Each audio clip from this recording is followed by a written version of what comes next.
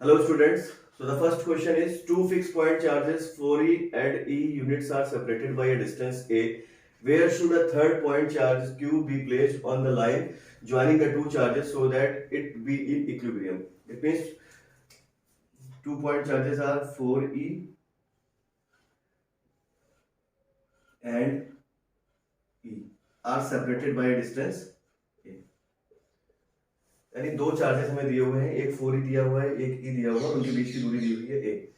और क्वेश्चन में हमसे वो कह रहा है कि तीसरा एक पॉइंट चार्ज हमने माना है वो क्यू यूनिट्स का है, उसे हम कहां पर रखें जिससे कि ये इक्विलिब्रियम में रहे।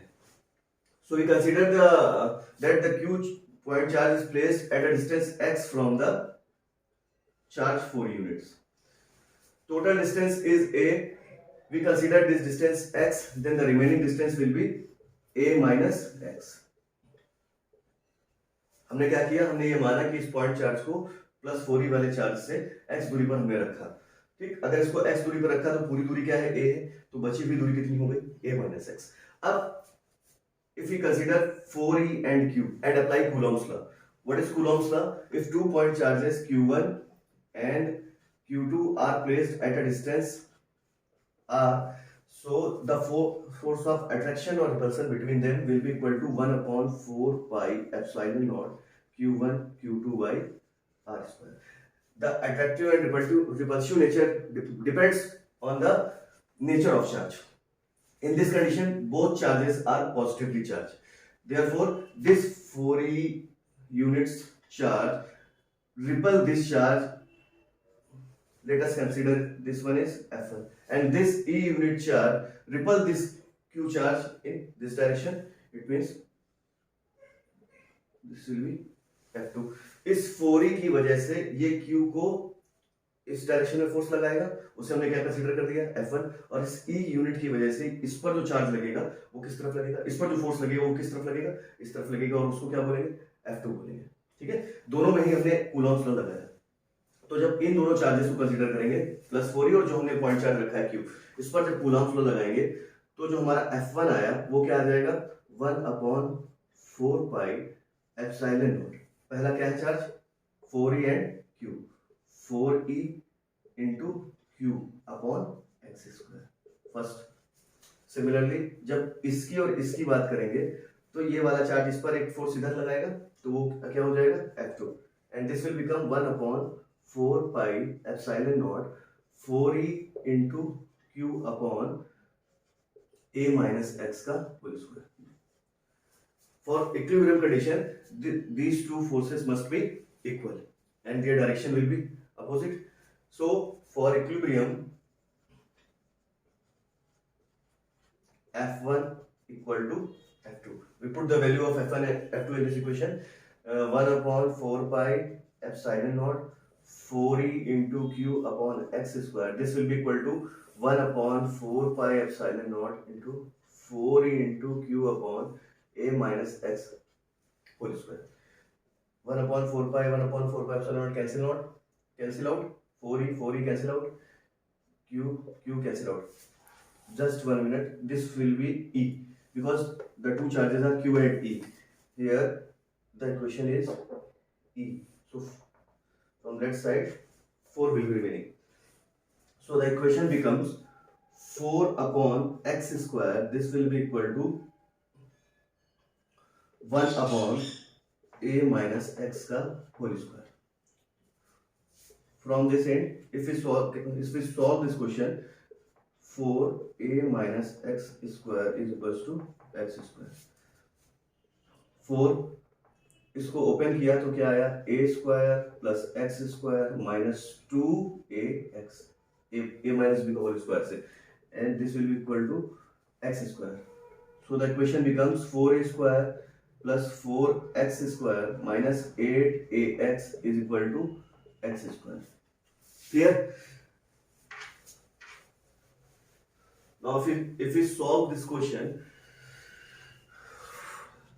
4a square plus 3x square minus 8ax equals to 0। इस x को इधर ले आए और इसको इस तरीके से अरेंज कर दिया, 3x square minus 8ax plus 4a² equal to 0। ax² plus bx plus c, Dharacharya लगाया तो धराचार्य क्या होता है, minus B plus minus under root B square minus 4ac। Minus B तुम्हारा क्या हो गया, अगर यहाँ पर हम रखना चाहें ax² plus bx plus c equal to 0, तो a हमारा क्या हो गया 3, b क्या हो गया माइनस का 8a और c कितना हो गया 4a²। Now x will be equal to minus b यानी प्लस का 8a plus minus under root b square is 64a², b square minus 4 into a is 3 into c is 4a² upon 2 into 3। So the equation is 8a plus minus under root 64a² and minus 48a² upon 6।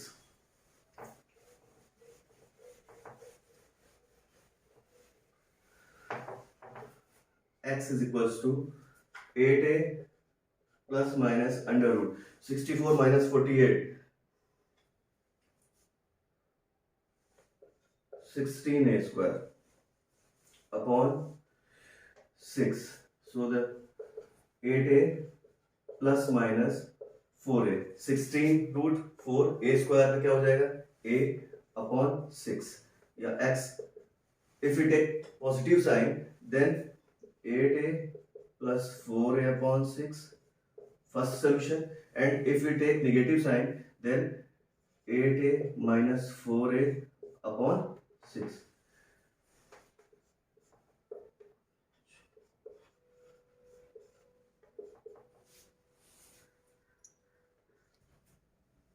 Six to the 2, then x will be equal to 2a, and here the x is 2a by 3. So we get the value of x 2a and 2a by 3. Because the total distance between two charges is a, so that 2a is not possible because we have to put the charge in between these two charges 4e and e. First one is plus 4e and next one is e, and the distance between them is a, and we have to put the charge between 4e and a. That's why 2a is not possible. So that our solution is the distance between them is 2a by 3. यानी a 2a तो possible नहीं है क्योंकि दोनों charges के बीच की दूरी कितनी है a है और हमें इनके बीच में ही रखना है, इसलिए 2a तो पॉसिबल नहीं, लेकिन जो 2a by 3 डिस्टेंस है वो इस a के बीच में नहीं, इस a के अंदर ही है। तो हमारा सोल्यूशन क्या हो जाएगा, इन दोनों चार्जेस के बीच की दूरी क्या हो जाएगी 2a by 3. So the next question is charges of plus 5 microcoulomb, plus 10 microcoulomb and minus 10 microcoulomb are placed in air at the corners ABC of an equilateral triangle ABC having each side equal to 5 cm. Determine the resultant force on the charge at A. मतलब क्या है कि हमारे पास तीन charges हैं और वो equilateral triangle की साइड्स पर इस तरीके से लोकेट है, और इक्विलेटरल ट्रायंगल है, उनकी तीनों साइड्स इक्वल होंगी, तो उनके जो साइड्स की जो डिस्टेंस दे रखी है वो दे रखी है 5 सेंटीमीटर, ठीक है। And we have to find the resultant force on the charge A, यानी ए पर नेट चार्ज हमें फाइंड करना है। सो हम सबसे पहले क्या कंसीडर करेंगे, पहले इस चार्ज की वजह से जो 10 माइक्रोकूलम का चार्ज है, इसकी वजह से इस चार्ज पर क्या इफेक्ट पड़ेगा उसको कंसीडर करेंगे। सिमिलरली -10 माइक्रोकूलम की वजह से जो इस पर चार्ज पड़ेगा उसको इफेक्ट करेंगे, उसको चेक करेंगे। तो ये भी पॉजिटिव है और ये भी पॉजिटिव है, बोथ चार्जेस आर पॉजिटिव हैं, therefore this charge repel this charge by a force, यानी ये चार्ज इसको एक फोर्स से रिपेल करेगा। हमने माना वो फोर्स क्या है, हमने माना वो फोर्स है F1। भाई इन दोनों चार्जेस पर जब हम कूलम्ब्स लॉ लगाएंगे तो कूलम्ब्स लॉ की वजह से क्या है, ये इस चार्ज को क्या करेगा, रिपेल करेगा बाहर की तरफ। उसी तरीके से ये माइनस है और ये कैसा है, positive. This charge is positively and this is negatively charge, ये इसे अट्रैक्ट करेगा, इसको क्या करेगा, ये अट्रैक्ट करेगा। जैसे ये इसको रिपेल कर रहा है वैसे ही ये इसको ये वाला चार्ज अट्रैक्ट करेगा, क्योंकि इनके बीच में जो चार्ज की पोलैरिटी है वो पॉजिटिव और नेगेटिव यानी अपोजिट है। इससे हमने कंसीडर कर लिया क्या, F2। एक ये F1 हो गया, ये F2 हो गया। अब हमें क्या करना है, हमें इसी का रिजल्टेंट निकालना है. We have to find the resultant of these two forces. So if this angle is 60, because the triangle is equilateral triangle, both angles are, all these angles are 60 degree, equal angles. Let us consider the resultant is F. Okay, this angle is 60 and this angle is 60. So then the total angle will be 120 degree. Okay, यानी ये 60 है, ये 60 है, ये 60 है, ये वाला angle भी क्या हो जाएगा, 60 हो जाएगा, और ये 60 है, ये वाला एंगल भी क्या हो जाएगा, 60 हो जाएगा. ठीक, ये एंगल F1 है और ये एंगल क्या है, F2. देन हमें पता है कि जो लॉ ऑफ पैरेललोग्राम होता है कि अगर दो फोर्सेस P और Q हो और उनके बीच का कोण क्या हो, अल्फा हो, तो जो इनका रिजल्टेंट होता है R, वो क्या होगा, under root P square plus Q square plus 2pq cos alpha. Similarly हम यहां पर भी रिजल्टेंट निकालेंगे, लेकिन उससे पहले हमें क्या निकालना होगा, ये दोनों फोर्सेस की वैल्यू निकालनी होगी, F1 और F2. So apply Coulomb's law. Then F1 will be equal to 1/4 pi epsilon naught, two charges plus 10 microcoulomb and plus 5 microcoulomb. Plus 10, 1 microcoulomb is equals to 1 microcoulomb is equals to 10 to the power minus 6 coulomb. Then plus 10 into 10 to the power minus 6 q1 into plus 5 into 10 to the power minus 6 upon r square. R is 5 centimeter. 1 centimeter equal to 1/100 meter. Okay. Then 0.05 meter square. If you convert centimeter into meter, we have to multiply 10 to the power minus 2. This will become first equation. If we solve this equation, we know that the value of 1/4 pi epsilon naught is 9 into 10 to the power 9. 9 into 10 to the power 9. And if we solve this question, we find the value of F1 is equals to 180 Newton. So we find the value of F1. Similarly, for F2, from the Coulomb's law, we get 1/4 pi epsilon naught Q1. Q1 is 5. 5 into 10 to the power minus 6 and 10 into 10 to the power minus 6 upon the distance between them is 5. Again 0.05 square. Again, when we solve this portion, we get the value of F2 is equals to 180 Newton. Now we get the value of F1 and F2, and we have to find the resultant of F1 and F2. So applying law of parallelogram. Law of parallelogram से जब हम इसे solve करेंगे तो law of parallelogram से हमारा देखिए क्या सोल्यूशन आएगा. जब इसको हमने लॉ ऑफ पैरेललोग्राम से सॉल्व किया तो लॉ ऑफ पैरेललोग्राम से इसको सॉल्व करने के लिए क्या करा हमने, F equal to F1 square plus F2 square plus 2 F2 cos, and here is alpha. Alpha, the angle between two forces. The angle between these two forces is 60 plus 60. It means 120. The value of this is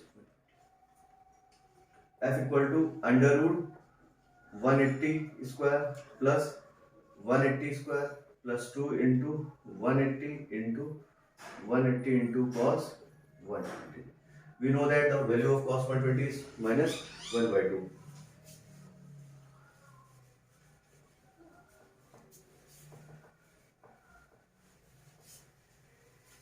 Here F is equals to under root 180 square plus 180 square plus 2 into 180 square into minus 1/2. 2 cancel out. F equal to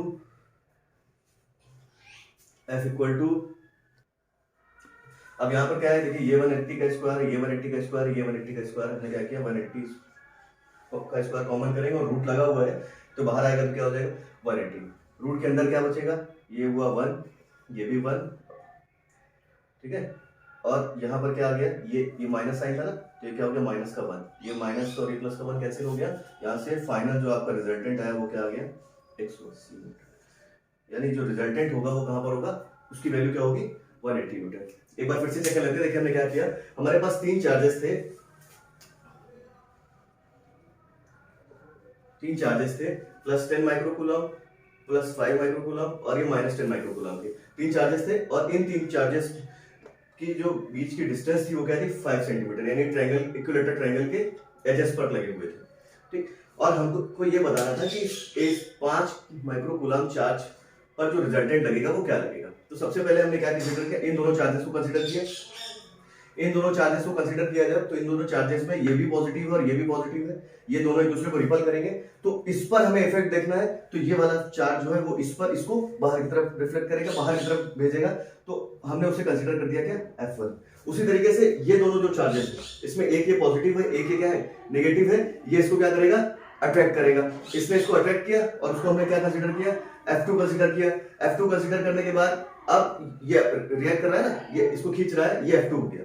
अब एक के force है F1 और एक के force है क्या F2, ये दोनों ही जो हमारे फोर्सेस हैं इनका रिजल्टेंट हमने क्या मान लिया F, और इन दोनों को ही हमने लॉ ऑफ पैरेललोग्राम से ये इक्वेशन फॉर्म कर दिया। अब इन दोनों के बीच के अगर एंगल की बात करें तो देखिए ये एंगल 60 है, अगर ये एंगल 60 है तो ये एंगल भी क्या हो जाएगा 60। इस तरीके से देखिए, अगर दो लाइनें इस तरीके से काट रही हैं तो ये एंगल हमारे क्या होंगे सेम होंगे। तो ये देखिए ये एंगल भी 60 हो जाएगा, ये एंगल भी 60 हो जाएगा, ये एंगल अगर 60 है तो ये एंगल क्या हो जाएगा 60 हो जाएगा, यानी इन दोनों फोर्सेस के बीच का जो टोटल एंगल है वो कितना हो जाएगा 120। यानी यहाँ पर हमने क्या कर दिया 120 किया और इसको फिर सिंपली हमने सॉल्व कर दिया।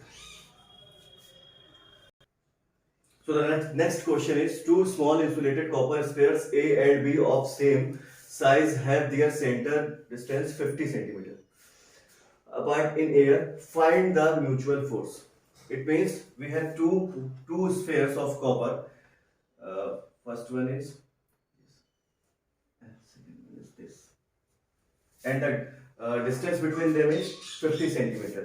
Distance between them is 50 centimeter.